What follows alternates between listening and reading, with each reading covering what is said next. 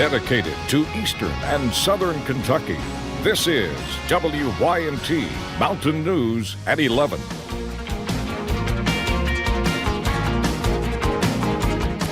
Good evening, I'm Steve Hensley. There are 2 new cases of coronavirus or COVID-19 in Kentucky, bringing the state total to 6. And Governor Andy Beshear says that number will only continue growing. Beshear held another news conference this evening as well as a closed-door meeting with state leaders. Nick Oliver has an update from the state capitol. Again, Kentucky is now up to 6 positive cases, and folks, we're going to have more. That doesn't mean we're not ready. We are. In the latest of news conferences, Governor Andy Beshear adds 2 more cases to the list of positive coronavirus tests. Another in Harrison County, bringing the total to 3, and another in Fayette County, bringing the total to 2. The governor today calling for a closed-door meeting with lawmakers. He says it was a time for education. We just wanted legislators to be able to ask any question that was on their mind and to have an open dialogue, but there were no recommendations, no requests of them. There were no additional requests of us. The governor says Kentuckians will soon have new information about the active 6 cases, including age and gender.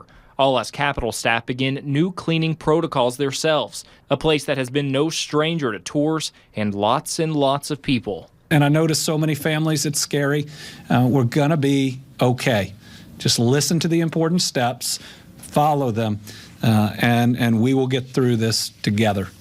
The governor already setting up plans for another news conference tomorrow morning. Nick Oliver, WYMT Mountain News. Governor Beshear says he and other governors spent time speaking with Vice President Mike Pence about statewide concerns.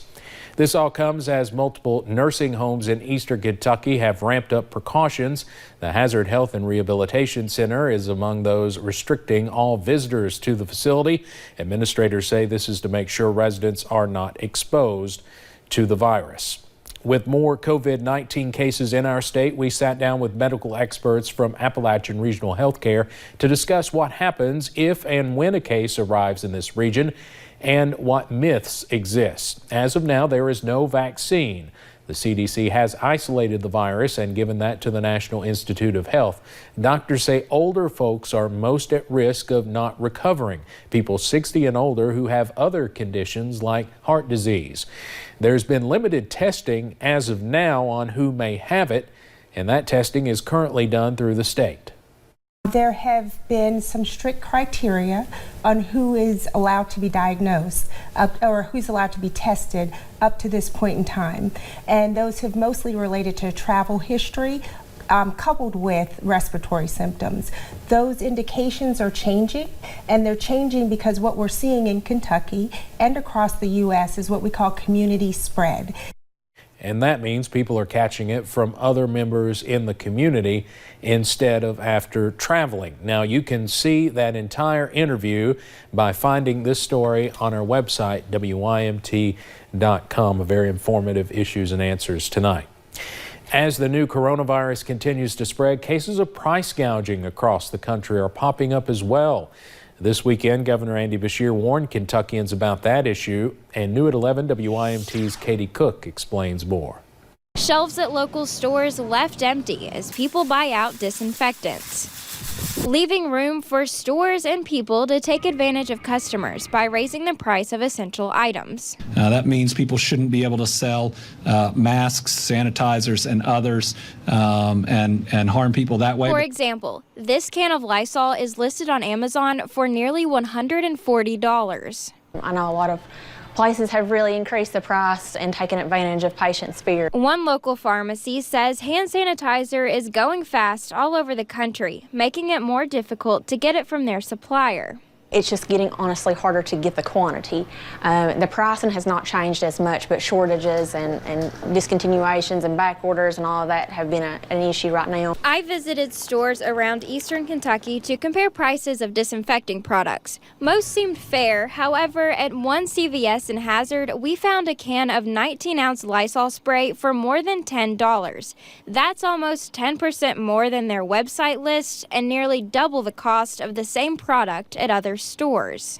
We just want our customers and our patients to know that we're going to continue to do what we can to make sure that prices are staying the same and are affordable for them to prevent the coronavirus.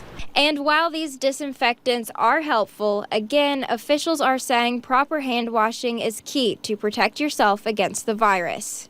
In Hazard, Katie Cook, WYMT Mountain News. We reached out to CVS's corporate offices a short time ago, but we are still awaiting their response. In a news conference on Friday, Governor Beshear said he is working with Attorney General Daniel Cameron to enforce laws against price gouging.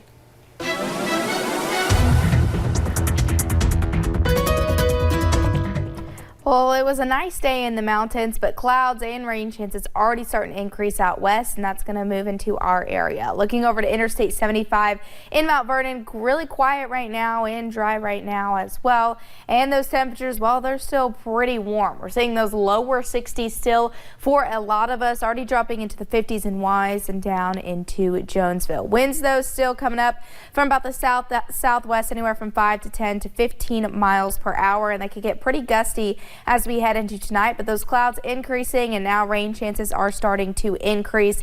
That'll really increase as we head into tomorrow. We'll really see those mild temperatures continue as we head into the next few days, but we are going to be tracking another slight cool down and even more rain as we head into the rest of the week. I'll have more details on that coming up in a little bit. All right, thank you, Paige. Police need your help finding a suspect after an overnight shooting into a business. Someone shot into the Family Dollar on Highway 30 near the Laurel-Jackson County line. The bullet shattered a front window. Police are looking to charge someone because the shooter could have injured or killed somebody. But most of the time it's somebody throws a rock through a window, or they'll take a stick and break out a window. It's very unusual for them to fire a round into a business like that. Deputies ask anyone that might have seen someone near the Family Dollar last night or even heard the shot to call the sheriff's office at 606-864-6600. It did not take a long dry period to start seeing forest fires. Last night we saw one pop up here in Perry County right off Highway 80. Today the Kentucky River Regional Animal Shelter was closed, taking extra precautions as the fire neared the shelter. Allie Mullins, who works at the shelter, say they are taking steps to keep those animals safe. They recommended that we turn all the air conditioner units off, and then we locked all the dogs down because they said the smoke would be the worst part. Mullins says in an emergency, the shelter does have enough vans to transport the nearly 150 animals to safety. They are monitoring the fire to determine if they will be open to the public tomorrow. New York authorities have charged more than 24 horse trainers, veterinarians, and others for apparently drugging horses to run faster. One of those named in the indictment is Michael Kegley Jr., the executive of Medivet Equine. The FBI was at the facility today in Nicholasville. The headlining horse in this indictment was the first to pass the finish line in the 2019 Kentucky Derby.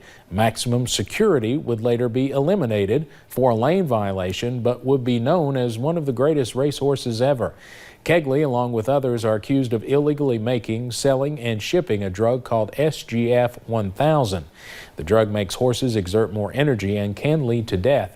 In the indictment, Kegley told an investigator he never really knew what was inside the drug, but knew it was illegal. The defendants who we charge today engaged in this conduct not for the love of the sport and certainly not out of care for the horses, but for money. TaylorMade Compounding, the sister company of Medivet Equine, released a statement saying in part, TaylorMade Compounding does not nor has ever compounded medication for veterinary treatment of any kind.